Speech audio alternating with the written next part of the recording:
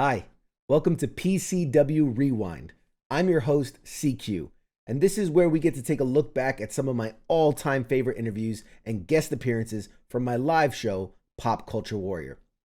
Just so you know, you can catch us live every Tuesday night at 8 p.m. Eastern on pretty much every social media platform. Just search for WTF Nation Radio. In this episode, I talked with a staple of the Marvel Cinematic Universe, a guy who is literally been there since the very beginning. He's an actor, director, screenwriter, and just all-around charmer. Gregg. We talked about everything from his early career to why mental health is so important to him, all the way to his breakout role as Agent Phil Coulson and well beyond. Now, you'll have to forgive me because I totally fanboyed a bit in the beginning, but overall, it was an incredibly phenomenal interview, and I'm pretty sure you'll get a kick out of it. So without further ado, please enjoy the Pop Culture Warrior interview of Gregg.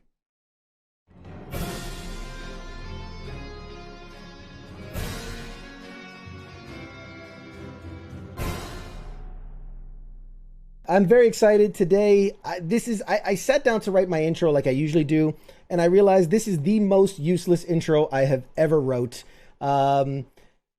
Guys, it's one of the most memorable, easily identifiable S.h.i.e.l.d. agents of all time. American actor, director, screenwriter, voice actor, not an LMD or evil version from the alternate timeline. Ladies and gentlemen, the very real Gregg. Thanks for being on the show, man.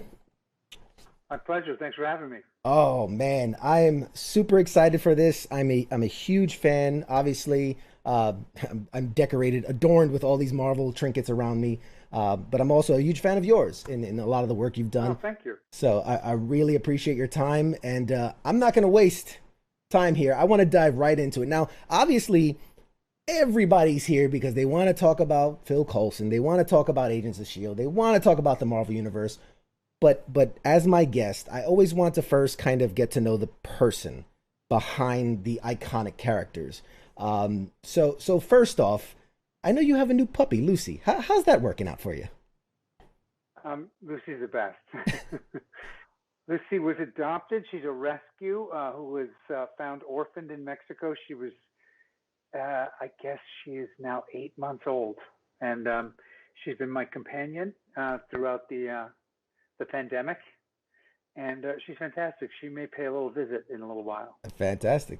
We love the puppies and the dogs here at the show. So very excited. I'm gonna come right out of this. So you're a guy. You were born in Massachusetts. You moved. True. You moved from Rhode Island to Pennsylvania, Illinois, North Carolina, eventually settling down in New York City, and then further down the line, Los Angeles. I saw an interview where you described yourself as a bit of a class clown in your early years. And I'm wondering, did moving around a lot kind of play a role into that, and that maybe that eventually led you to acting? I think you're right. I think so. There's a way where when you're always in a new town, you feel kind of uncomfortable. And at the same time, you want to make friends, and I guess that just leads to a lot of awkward jokes in different towns. And that's how I handle when I'm nervous. Is I cut up or make jokes, and different places, different amounts of success. Certainly by high school, I think that might have been something I even was elected. No, it makes sense. I as a young guy, I moved around a lot too, and I found myself, the fastest way to make friends is to make a fool of yourself. It's to be that guy that everybody loves to be around. He's going to make them laugh. So, and I did actually find myself in theater because of it. I joined the military shortly after high school, but that's a whole different story. But I saw that and I thought to myself, like, that's something that I can understand. Certainly. I want to read this to you, and this is for those that maybe are not as educated in Gregg, the actor / screenwriter / director. Let's see, you played the role of Hank / Henrietta in The Adventures of Sebastian Cole, which received an Independent Spirit Award nomination. You had your feature film directing debut in Choke, which premiered 2008 Sundance Film Festival, was awarded a special jury prize. You directed a number of plays, including Distant Fires, which was nominated for Drama Desk and Outer Critics Awards in New York. And your Los Angeles production, starring Samuel L. Jackson, won 3 LA Weekly Awards, including Best Direction, Best Ensemble, Best Play, and was nominated for 4 Ovation Awards, including Best Director. On top of all that, you got a Saturn Award for Best Supporting Actor in Avengers. And, in my personal favorite, you also won the Lip Sync Battle Challenge versus Haley Atwell. So, all that being said, all that, kind of success, all that kind of acclaim, how do you maintain this? And I say this in the nicest way possible, this everyman kind of, you're not Hollywood. You're just a guy. How do you do that? No, I mean, that's just a put on. As soon as you mention the glorious victory over Haley Atwell, I feel really arrogant and smug. And do you still have the belt? Oh yeah, I got the belt. 100%. I got the belt. It's a very heavy belt. I would imagine so. It was a really spectacular belt. They didn't give it to me that night. They were like, "No, we're going to send it to you," and I was like, "That's been around too long. I'm never going to see that belt." And sure enough, it showed up in a very heavy package. We'd had a dub smash war to raise money to fight bullying with the cast of Agent Carter, her and myself and my co-star on Agents of S.h.i.e.L.D., Chloe Bennett versus Haley and James Darcy from Agent Carter. And we raised like $155,000 for some charities, but they won. They won. So there was a little bit of a grudge match for the lip sync battle. It was really fun. Yeah, that was great. I mean, you play, and again, I don't want to sound insulting, but you play this nobody so well. Like you've done it. You've almost made a career out of it. That it's this guy that is unassuming, but then there's a power, there's a strength, there's a charm, there's a leading quality. Like I mean, just as a fan, it's impressive. I appreciate what you're doing. Nobody does nobody like this nobody. Yeah, I don't know. There certainly seems to be a theme of that. It was one of my favorite moments was when we were shooting Ironman. At first, he really did seem like just some guy who worked for some strange bureau who was just kind of bothering Tony Stark. And then at a certain point, it was made clear to me like, oh, no, that's his cover. That's a persona he's playing. This guy has seen and heard things that would blow your mind. He's Nick Fury's right-hand man. And I was like, oh, what? Okay, that's what I've been playing, but okay, it's good to know. That's the perfect thing. You didn't know, so you can't put that into the character. He doesn't know, and that's just how good he is. It's amazing. You're also a black belt in Brazilian Jiu-Jitsu, and I again, how, why, what drew you to that? How did you get involved in that? Well, I can get a little. I have a lot of energy. I have a lot of nervous energy, and if I don't work out really hard as soon as I wake up, I'm kind of a mess the rest of the day. So I've always been looking around for different ways to get really extreme exercise, and the only way I can do it, because I think I'm not super disciplined really, is it has to be really fun. And so for years I played basketball at 6 in the morning before I would go off to shoot S.h.i.e.L.D. And David Mamet, I was doing a movie of his called Spartan, and he had started training in Brazilian Jiu-Jitsu. He said, your guy would know this. And I was like, okay, so let's go down there. And I went down there and met this amazing guy, Renato Magno, a Brazilian Jiu-Jitsu legend from Brazil.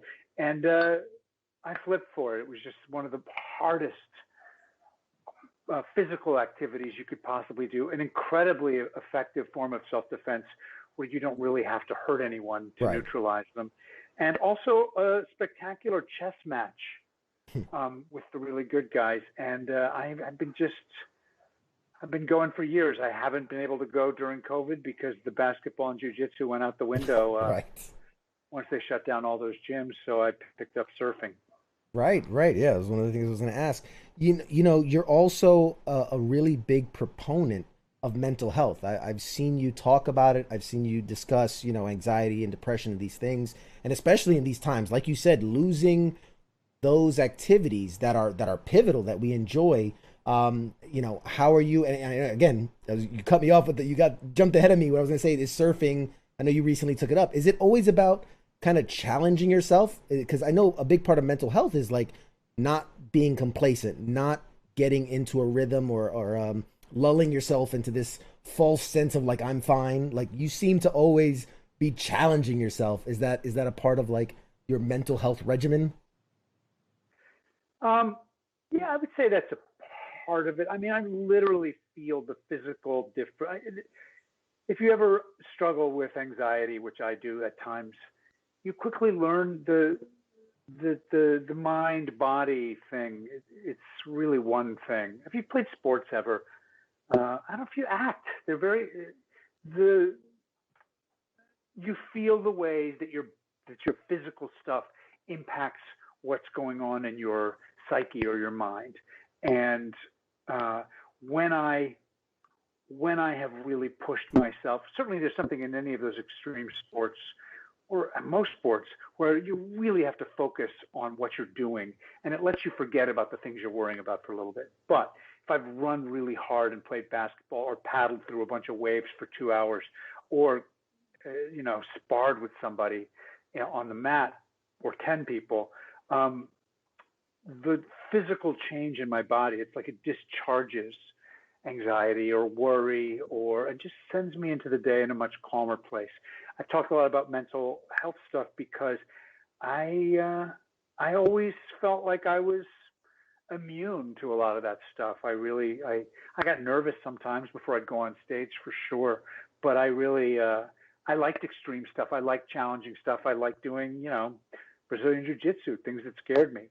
And then at a certain point, I started to have strange kind of anxiety attacks out of nowhere in my 50s, really. And I didn't understand what was going on. And once I figured out that's what was going on, and that at very odd times, my body would start to act as if it was in a plane that didn't have any more gasoline. It was going down. And no matter how much the world or my thoughts or anything weren't really lending themselves to that this physical fear mechanism was taking over, and that I needed help to get control out of that. I realized that the more I thought about it, I thought, wow, well, if this can hit me, this can hit anybody. Yeah. And the fact that we treat our physical health as something that requires maintenance, understanding your particular body, what its strengths are, what its weaknesses are, where it needs help. For those things, to think that your mental health doesn't require the same kind of maintenance feels like just a silly idea. Yeah. And I worked with some of my cousins through my marriage, my recently ended marriage, but with my dear friend Jennifer Gregg. Her family works with an organization I think you might know about called Operation Mend. I do. And Operation Mend does amazing work healing the physical wounds of veterans, but also the PTSD and the mental trauma. And that's just become something that, I think especially for men, but not exclusively to men, it's not something people feel comfortable talking about.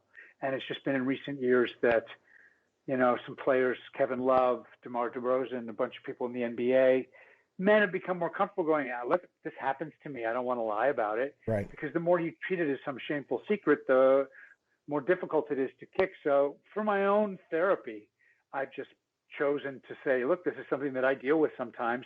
It's really uncomfortable. I don't like it. But the more I take part in the shame thing around it, the more I perpetuate a thing, and that lets other people stay in silence.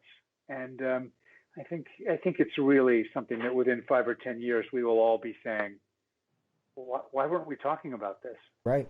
No, absolutely. And I thank you for, being on your platform, being on your pedestal, and being able to share this because, oh, there's Lucy. It is such a serious conversation. I'm a veteran. I was wounded in combat. I did take part in Operation Mend. It's an incredible program, and I have PTSD, and I talk about that. I say I struggle with depression. I struggle with anxiety because the more that I can, I always say it's like shining a light on the boogeyman, right? In the dark, it's this big bad thing. You turn a light on and it's gone. And so being able to bring it out into the light really allows me to have some sort of peace, to connect with others, to share experiences. PTSD, we're understanding more and more every day, and we're getting better and better, but it sometimes takes the people in the spotlight to say, like, this is normal, this is okay, you should get help. Right now the chat is lighting up with people saying thank you for sharing, we understand, we're there, we've been there.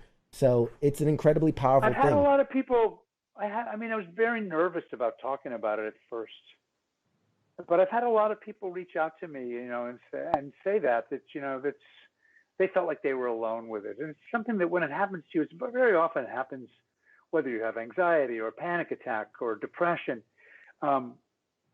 It's very often when you're alone, and it feels very alone. So it's really important, I think, you get a lot of things that are nice by, getting to do some of the fun jobs I've done.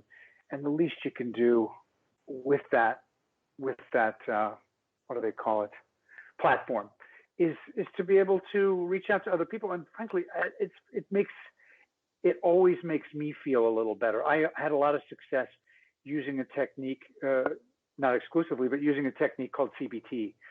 We're working with my anxiety. It was hugely successful for me, and I felt it very necessary to try to share that with some other people, see if they could get some of the same kind of relief. So, you and so many veterans are contending with trauma, PTSD. Trauma is something we're starting to understand more, and I think many, many, many people, depending on just the sensitivity of their nervous system, have been through some form of trauma. And they're doing a lot of research now about the ways that it physically impacts your neurosystem. And, that's something that we need to be exploring more and take out of the shadows. You still, recently, during the playoffs, I'm a Clippers fan. Paul George was talking about how he was having trouble in one of the series because he was feeling anxious and depressed, right? Being in the bubble. And I think maybe it was Lame Skip Bayless or somebody said, and maybe, I don't know, maybe somebody else said that they kind of shamed him about it. Like, you're getting paid to play basketball, right, man. Like, and it was just so stupid. Yeah. The guy's being open about what he's dealing with. First of all, we're all in a place where the world doesn't look like what we're used to. And you see you just walk out your door, and if you're in a place where people are intelligent, you see masks. Yeah. So you know that there's a threat. So everybody's level of vigilance is up. And like it or not, people are going through some form of anxiety or depression. If you're sane, you're feeling a little anxious and depressed these days, as we hope to get through this together, and you try to show up for each other. So it's really a great moment for everybody to come together, because I think so many people are struggling with their mental health right now. And that doesn't mean you're crazy. That's ridiculous. It means one of your forms of health, your mental health, needs some special attention right now. Absolutely. And, to do anything else is just silly. I heard a guy say once, he's like, you'll exercise your leg groups and your back groups and your bicep groups, but nobody wants to exercise that brain. They don't want to, do the things that are required for that mental exercise and to strengthen it. I spoke to a couple veterans who said that people who are, and it's lessened over the last couple of weeks as certain parts of the country are being lifted, but at the height of this, at the height of the panic and the anxiety, people were afraid to go outside. And I had veterans friend going like, finally, they understand what we feel every day. The people that suffer from severe PTSD, who struggle to get out the door, who struggle to interact with other people. I think a lot of veterans lived in a terrible amount of shame about it. You know what I mean? Because so many people were coming home and going through that, and you know, there's still, this comes from a kind of macho culture. I've grown up in various forms of macho cultures, Sure. with sports and stuff, and you kind of go, you need to come together and go, this is real. I didn't choose it. I'm not asking for it to be here. It's not kooky thoughts, although it can be. Physically, my body's in trouble right now. And it just happens, and you don't choose it. And, you know, the only thing to do is support people.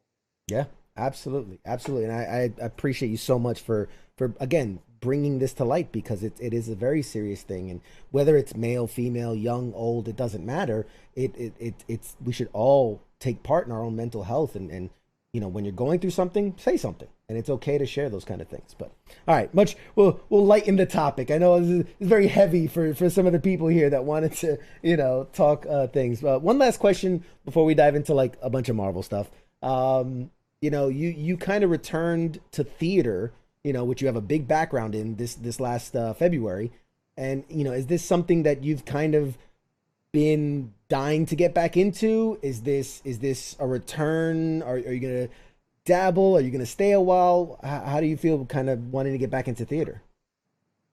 So it's my first love. The first thing I did out of college was form a theater company in New York, with David Mamet and William Macy and a bunch of people, and it was just a great time. And, you know, we didn't spend our first 5 years out of college kind of hustling to get a commercial audition.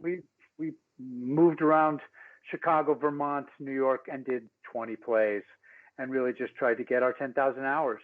And there's something about live theater that's a lot like live music. It's just happening for the first time there, and it's really a thrill. And it's something that I miss a lot, because my company's in New York, and I've been here in LA doing these jobs and raising a family. But that said, I was thinking, yeah, now that this TV show's over, I'd really like to do that. But then my pal David Mamet said, look, I've got this new play. Do you want to do it for 3 weeks? We're going to start next week. And I was like, oh, yeah. Well, then, yes, I would.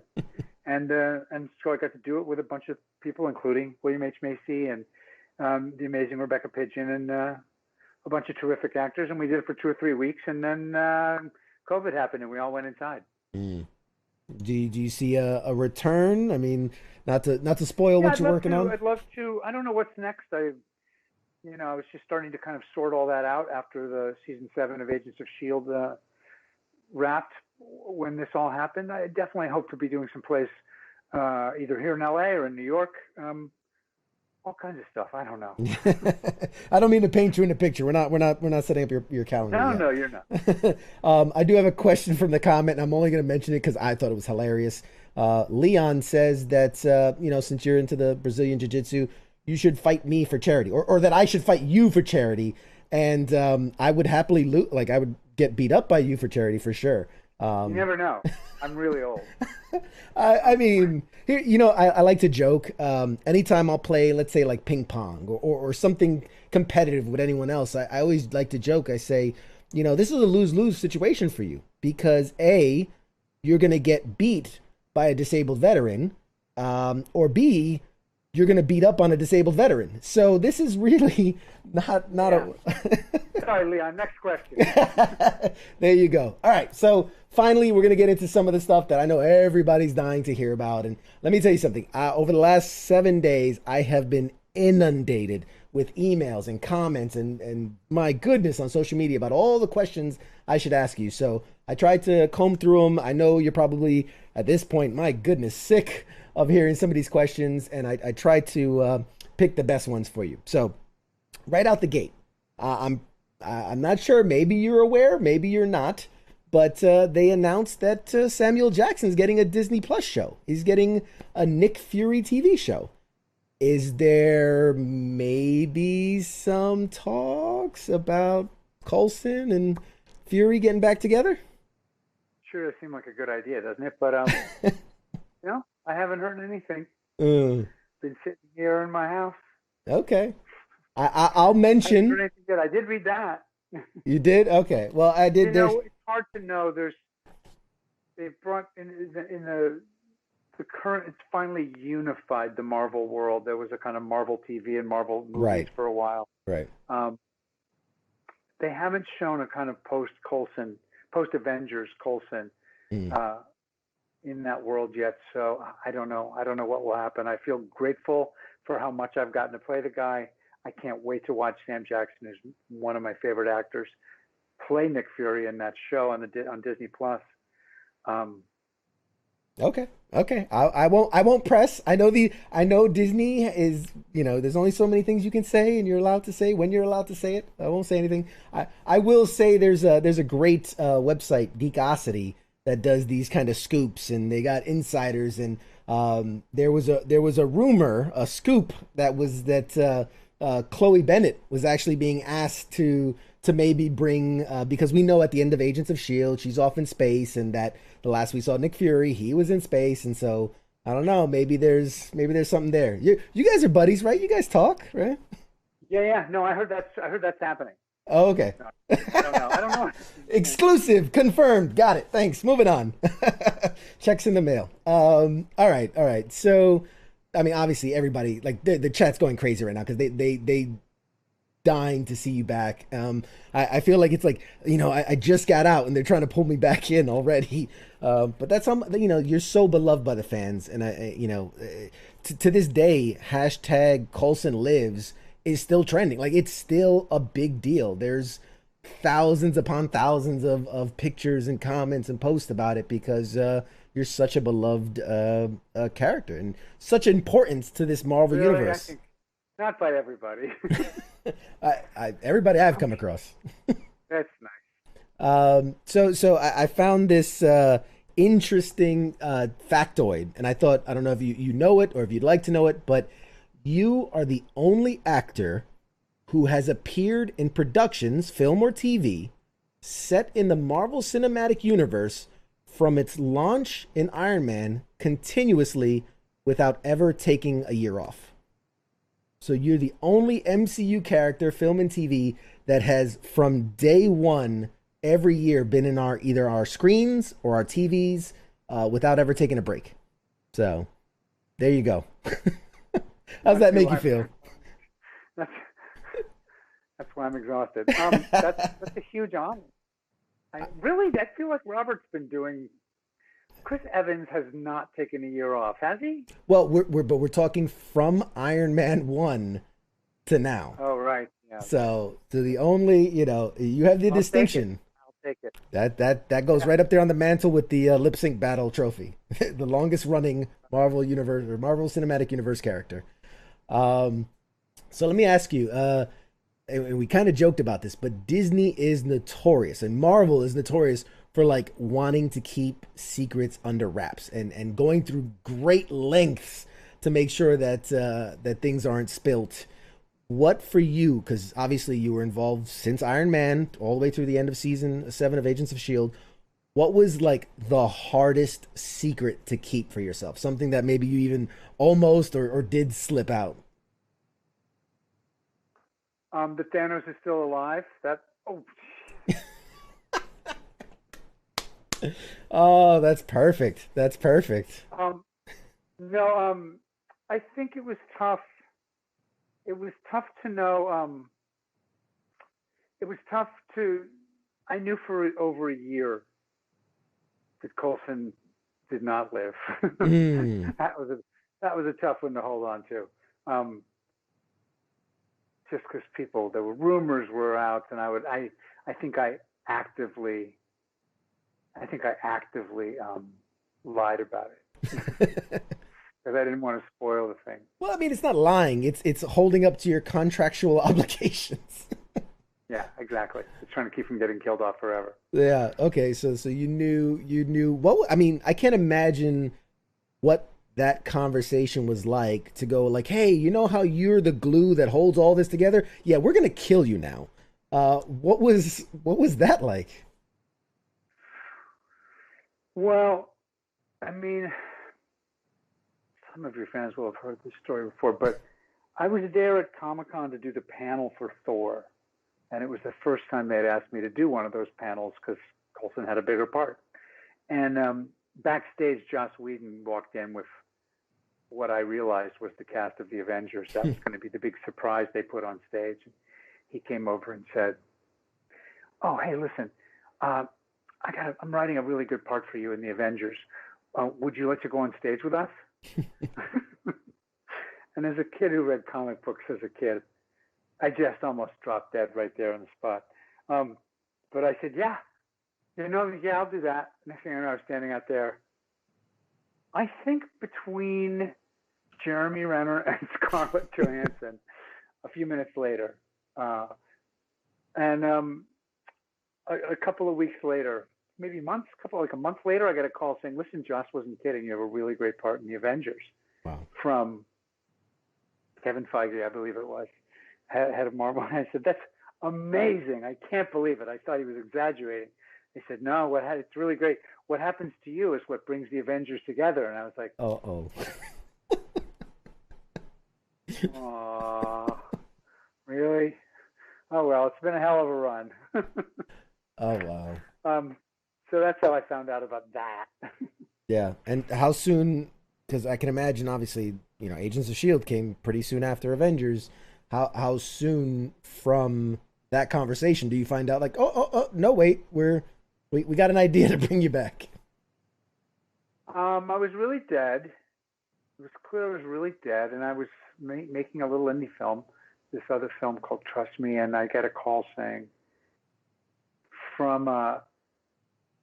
it was from Jeff Loeb and later from Joss, saying, we think you may not be so dead. And I knew Jeff Loeb because I had done an Ultimate Spider-Man animated show, and that's what Marvel TV had been making up until that point. And they pitched me the idea of the first season of Agents of S.h.i.e.L.D., and I said, wow, okay, that's an amazing way to bring him back. And boom. Incredible. I mean, yeah, that's it's a hashtag Coulson lives, man. It's a real thing. It's the power of the internet. Well, yeah, that's the part I left out. That's the really lucky part, was that they said, listen, people are so, the test screenings, people are so sad when you get killed. And I was like, are they? Because I'm a little obnoxious as this guy. And they said, no, they really are. And I said, oh, okay, great. They said, we can be really sad when you're dead. And I was like, I still have my doubts. And then when the movie opened and people started posting hashtag Coulson lives, from all around the world, you could have knocked me over with a feather. I was so moved by that they cared about this guy that much. Yeah, it's incredible. And actually this perfectly leads into my next question, which was, you've now, in the Marvel universe anyway, and in some of your other films and stuff, you've built a reputation of dying and coming back, kind of. So like, what is the challenge? Because you played Coulson for a number of years. You've fleshed out this character. We've given him a backstory. We learned all this about him, and then season 5 comes. They write you off into the sunset, and then you guys get the 2 more seasons pick up, and it's like, well, what's gonna happen now? And then they bring in Sarge. And then, spoilers alert, after that, they bring in the LMD version. Like, how do you, as an actor, I don't know, find the essence of a character, but as someone else, you're a guy playing another guy. Like, how do you go about that? No, it's a really good question, man. A lot of those characters they had a kind of rough idea at the beginning of the season, and Sarge was a guy who didn't even know his own story. So it felt off balance. We just would figure things out about him as we went. And then for season 7 to come back as LMD Coulson, who never wanted to be an LMD, that was really fun because after being this other guy for a while, and also being a Coulson who was dying in season 5, he got to be it was really fun to be LMD Coulson. Yeah, the Coulson 2.0, the upgrade. Yeah. I find it, and God, I can't be the only one, but I find it funny, almost a parallel of LMD Coulson with like Captain America, in that they're both these characters that came back to life. They have these superhero powers, so to speak, and they're clearly this inspiring leader, role type. And so for Coulson to be the big Captain America fanboy, I wonder if that's a part of kind of playing it out, No, it's a really good point. I hadn't really thought of that. In fact, this must be why people keep mistaking me for Chris Evans all the time. Yes. Anything that makes Coulson feel like any parallels with Cap, I think he's okay with. Yeah, yeah. No, it's an incredible. For those that don't really know, and I understand, like the show might have ended at season 5, and so they kind of bookend it, and then it got picked up, and then like I can imagine that's got to be exhausting to be like, let's do a send off, and then nope, we're back, and like okay, let's do another send off. I really have to say that the first ending, the Coulson ending, was beautifully done, and then kind of the series ending officially. Honest to God, and I've watched a lot of TV. It is hands down one of my all-time favorite kind of finales, and just such a great way to end a show, to pay tribute to these characters, and to not tie it up in such a neat bow that it's like, well, they're all happily ever after, but that they all have these continuing stories, and there's so many more adventures to come. I loved it. I think it was phenomenally well done from everybody. So I'm so glad. Yeah, I think our writers did a really good job of kind of tying it all up, as you said, but without tying it up too neatly, so that people are going their separate ways, but they have always had this time together, which I think is very similar to what we were feeling at the time. Yeah, I think it's a similarity of life, right? We form these groups, whether it's high school, whether it's a job you work, whether it's a sports team you play, you form these groups, you become, as a soldier, you form these groups, these attachments, and then you continue on. You go about your life, and you stay in touch, as you do. Not as much high-tech gadgetry as you guys have, but, we try to stay in touch, but I think it was such a good similarity to what we go through as people, in that we form these families, these cliques, these groups, and then we part ways, but we hope that everybody's doing well. It's such a good thing. I had a question come in about, you obviously showed a lot of skill with weaponry and with kind of the bureaucratic kind of walk and act. Like, did you ever get to like train with real federal agents or things like that? Get a sense of them? Oh yeah, we did a bunch of. I had done a bunch of training for different movies over the years, and had even done I think it was like a two-week actor boot camp at Fort Benning and Ranger School there, for this movie We Were Soldiers with Mel Gibson and John Hamm and a bunch of people. And great movie. I loved it. It was so much fun, really hard. And so I knew how to do some of that stuff, but then they brought in really great people to train us. Former Navy SEAL guy, Joel Lambert, he really helped us try to get our weapon stuff. And they also always had consultants around to kind of keep us looking like professionals, and you get a little better at it as time goes by. Yeah. I noticed too, throwing back to your Brazilian Jiu-Jitsu, there was an episode you did like a flying leg takedown, like a triangle choke with your legs. Oh yeah, triangle on Con McLaughlin. Yes, that was phenomenal. I want to assume that was you, right? I didn't get Hollywood faked out. Yeah, they were always asking me. The stunt guys, a lot of them do jiu-jitsu too, and they knew I like to try to fit some in every once in a while to kind of, be a proponent of the sport. So they would look for places here and there where I got to do a little bit of a jiu-jitsu move. Yeah. No Melinda May by any way, but you had some good action in there. Let me ask you this, kind of a silly question, but have you seen, like, do you have a favorite, I don't know, collectible, a toy of Phil Coulson? Is there something that you saw that you're just like, oh my God, I love that? Like, well, I do. Wish I had it here. I don't. I have a hot toy, which is a really spectacular 1/6 action figure of Coulson. But then the great people at Hot Toys, they made me a special thing, which was a full Hulkbuster Tony Stark armor with Phil Coulson inside, and that's one. I'll try to find a picture of it for you. Oh yeah, that's incredible. I'd love to post that. No, I'm sure people are gonna go like, where can I get one? That's the next hot item that you can limited edition collector's item. Do you have, okay, you've done well, here, let me share a story with you. I kind of teased this out on social media, and obviously, I'm sure you won't remember it. This was New York Comic Con. We've actually met in person. New York Comic Oh, Con, really? yes, this was 2000, would have been 2014, 2015, if I remember correctly. But you were at New York Comic Con. You were doing signings. They had the sports car, Lola. They had your car right there in front.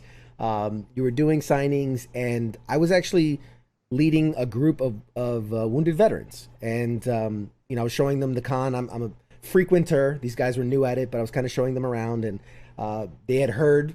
Oh my God, Clark Gregg's gonna be doing these signings right here on the main floor. This wasn't in the autograph section. This was the main floor of Comic Con, and everybody wanted to get in line, but these are guys that had back problems, leg problems, hip problems, and couldn't stand in a line, and not to mention suffering from PTSD, and big crowds can be a little bit difficult sometimes. And so I had this idea. I talked to the security, and what I told him was, look, whoever that last guy in line is, let's say pink shirt guy, that guy, when he gets to the front, we'll stand over here to the side. You just let us in. We'll have our turn, and we'll move on. Like, we'll stand off to the side. We can't be compacted in there, and these guys are having trouble standing and things. And the guy goes, okay, hold on a second. And I watched as he went, and I'm sure he talked to more security, and they kind of went up and they talked to you. And the next thing I know, they're going like, hey, come up here. And they actually kind of like made us cut the line, and you saw us first, and you saw these wounded veterans first, and you signed everything for them. And I just wanted to say I wanted to say thank you for that, because you made these guys Oh, experience. please. It was the No, that was, happiest day. that's one of the. I mean, honestly, from the minute they brought this TV show in, Phil Coulson was a guy who'd been essentially KIA Mm, and was then brought back against his will. And the whole first season was about a guy who's got implanted memories, unspeakable trauma mm, from what's been done to him. And from that moment on, I felt like that's who he represented, was mm. wounded warriors essentially, and trying to come back from that. Yeah. And so it's just an honor.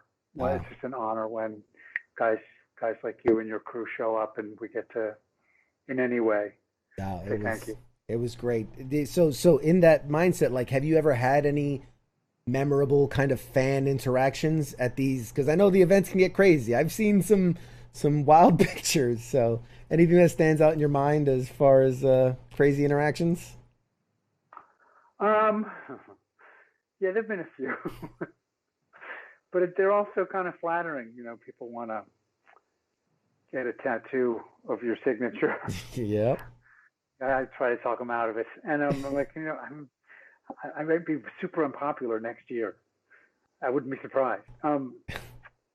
People get very excited. It's what I love about it, and what I love when you go to a con, whether it's in San Diego or New York, is the stories mean something to people. The same way that a lot of stories mean something to me. The way that I geek out when I see people from my favorite shows. So you realize that they're kind of excited as much about seeing the character as they are about seeing, you the actor. Yeah. But it's just it's a really fun thing. Yeah, that makes my heart feel good. Something we've talked about a lot on this show is how obviously COVID has changed everything, right? And this is a very fun show, very lighthearted show. I mean, obviously there are people dying, and there's very seriousness, but it's like, well, how has this affected pop culture? How has this affected the entertainment industry? And one of the things that I've always, maybe optimistically, was like, yes, this shut everything down, but this is maybe giving writers more time to write and be more creative. They're not being rushed by deadlines and timelines. Like, do you think that coming out of this, we can almost see maybe like a renaissance of this good material, flooding the market? Like, do you feel like this is a positive that we could come from with new ideas and new stuff? Well, I mean, I work as a writer. I've been writing during this time, and if I'm any indication, no. Just because there's so much, there's so much, I don't know, there's so much psychic noise. There's so much, I find it so difficult to focus. I got so much stuff I'm dealing with personally. It's hard to really feel super productive on the one hand. But yes, on the other hand, I think the ramifications of this year off, let's hope it's a year, where people are forced to stop what they're doing for the most part, change their life, not interact as much, and also, recognize how much we're connected. Some people did a irresponsible wedding, maybe in Illinois, and 100 people got COVID from this wedding, and 6 or 7 of them died who weren't even at the wedding. So it just shows you how much we're connected. But I also think, I don't know, there's a lot of sadness. There's a lot that's really hard about this time, I think, for so many people. My daughter is 18 years old. She didn't have a prom. She didn't have a graduation. Oh. She's starting college online. She's dealing with a lot. But at the same time, I think people are really asking questions they might not ask, and really looking at their lives and what matters to them in a way that they wouldn't have if they hadn't been forced into this stasis. So I think there will be beautiful things that come out of this and changes. That's what I'm hoping for. Yeah, I'm right there with you. And maybe from people other than me, a tremendous amount of new material.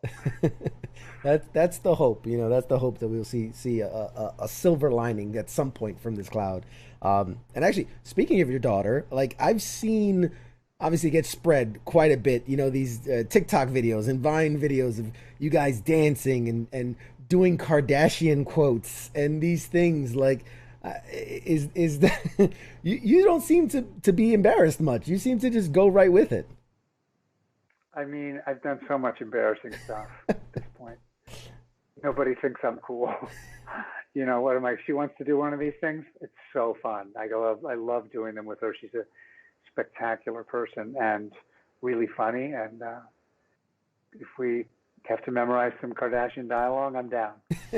It's great. No, I'm not a new dad. I have a 3-year-old, but seeing stuff like that again, we talked about hearing you share about your anxieties and things like that, but then seeing you spend your time with your daughter and being such a great dad, like it makes me go like, yes, like that's who I want to be. Like I want my son to grow up and we can have fun and we can do these things. So you're an absolute great representation for men and women and just thank you. You let me ask you this, because you've done the writing, you've done the directing, you've done the acting. It's long history that directors tend to like hide Easter eggs in their own movies, in their own TV shows, things that maybe tie to other projects they've worked on or things that they really love. Have you ever hidden some things? Is there things we should look out for? I don't know how your brain is doing during the pandemic, but I might have. I don't know. I can't remember anything. I'm really confused a lot of the time. I bump my head a lot. I really feel like I did. I really feel like I hid some secret stuff in Choke, and I think I hid some stuff in the second at Agents of S.h.i.e.l.d. episode I directed, but I'm gonna have to get back to you on that when the pandemic's over. I'm sure there's a Clark. I think we have Clark Gregg University in the chats right now, so I'm sure they could school me on all the ins and outs of everything that I'm asking. Yep, she knows more about me than I do.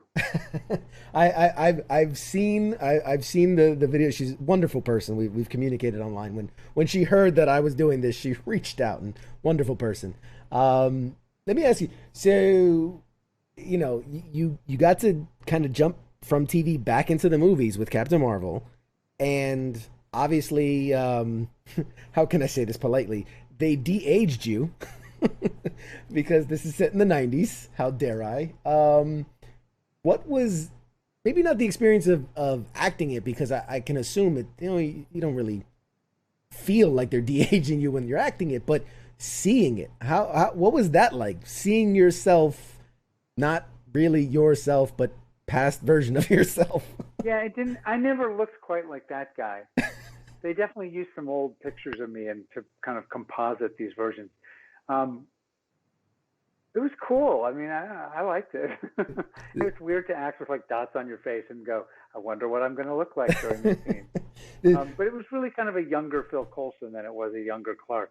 Right, right. I can see that. I mean, more. So you were happy with it. You're not angry at any of the animators and CGI guys for what they did.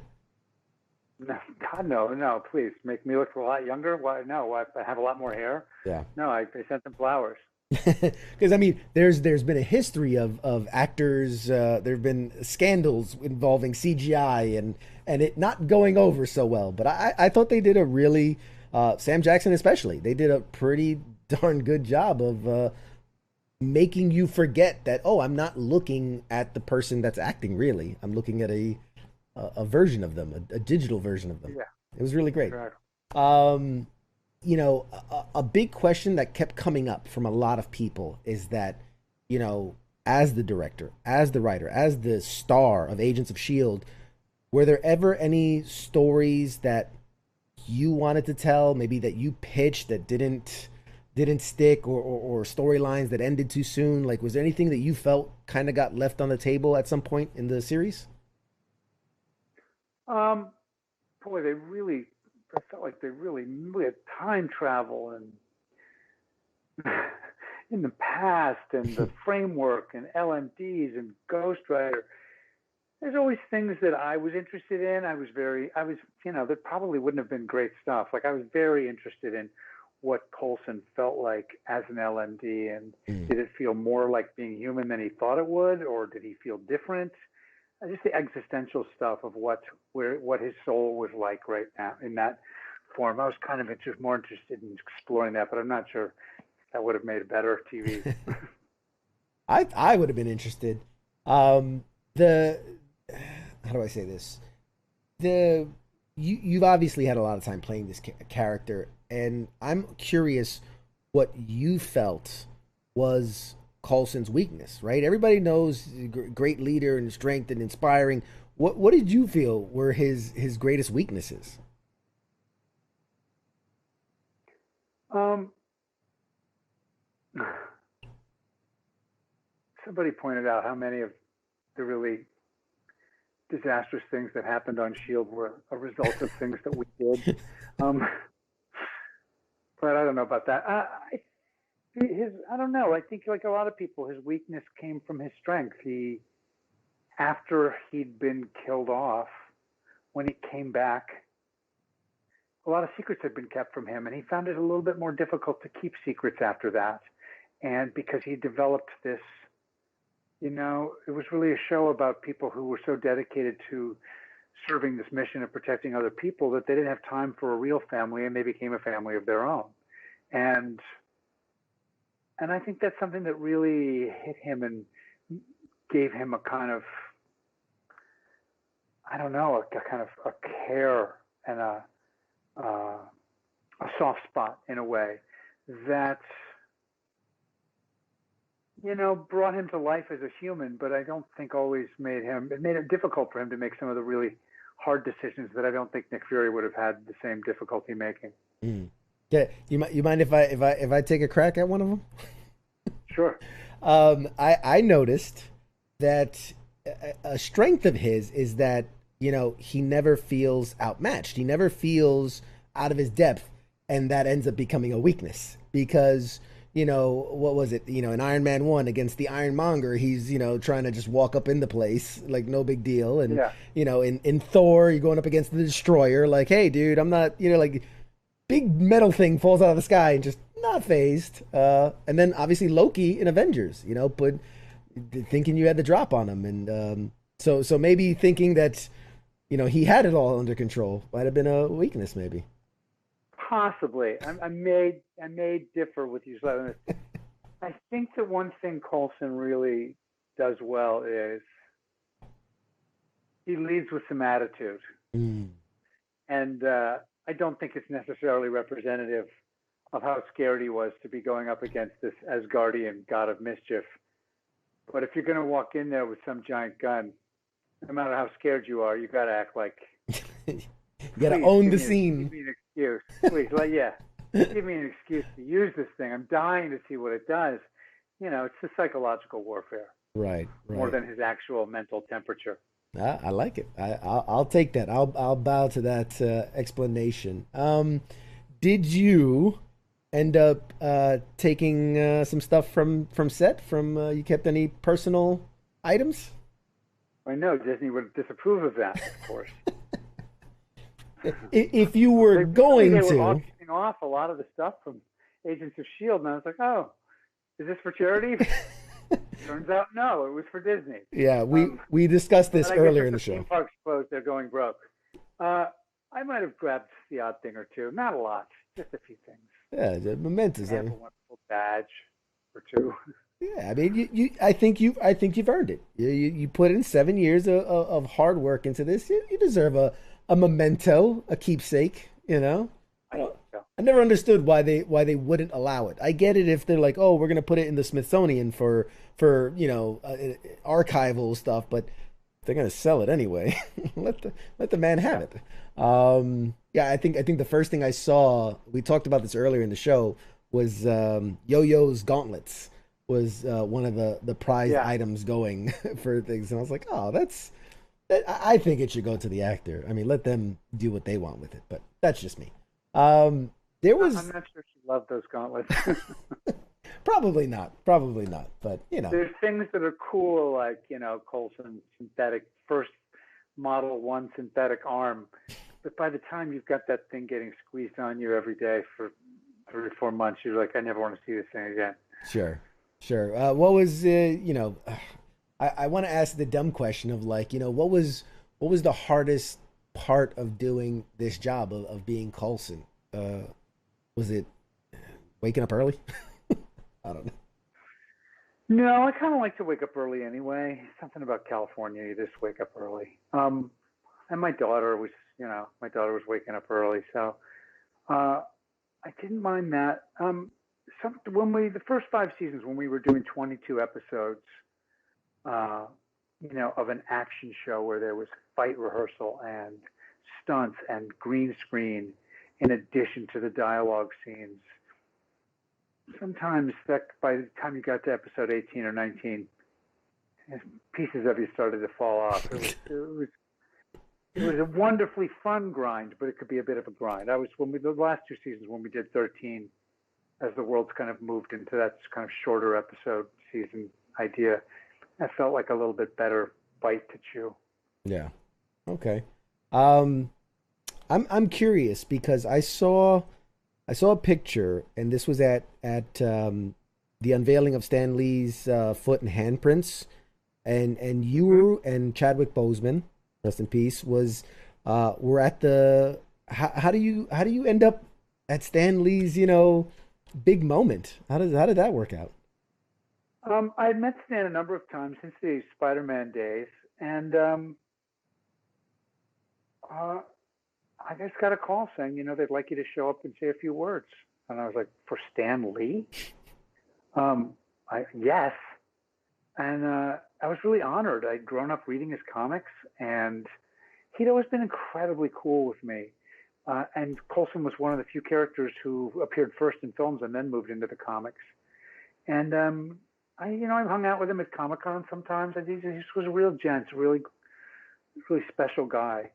And after the show wrapped, they actually even asked me to host the kind of farewell for him in New York on Broadway. Mm. It was aired briefly, and it was really, I don't know, anytime I interacted with him, I just couldn't believe I was even looking at him. Yeah, I mean, incredible talent. And I'm curious, and I don't want to kind of pin you into because obviously Chadwick Boseman passed away, and was there ever you left the MCU at a certain point, you went into the TV stuff. Was there ever, I don't know, an actor or a character that you really wanted Coulson to go up against and kind of act off of? I mean, a lot, really. There's so many amazing characters that came in, but from Thanos to Vision, there's so many. But really, Chadwick. Yeah. I loved Black Panther. I love Black Panther so much. I mean, I love the Guardians too, for God's sake, but just Black Panther was a comic I loved, and what they did with it, and what he did, and what a cool guy he was. I was sad that I know that I won't ever get a chance to act with him.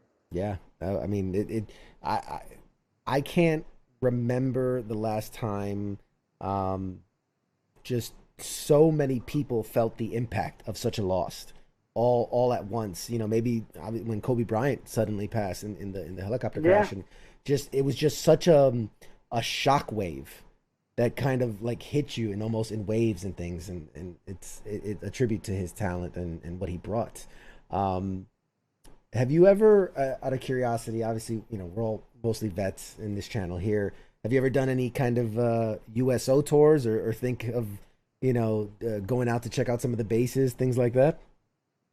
I'm trying to think. I've done individual events, but I have not been out on tour like that. I would love to do something like that. Yeah.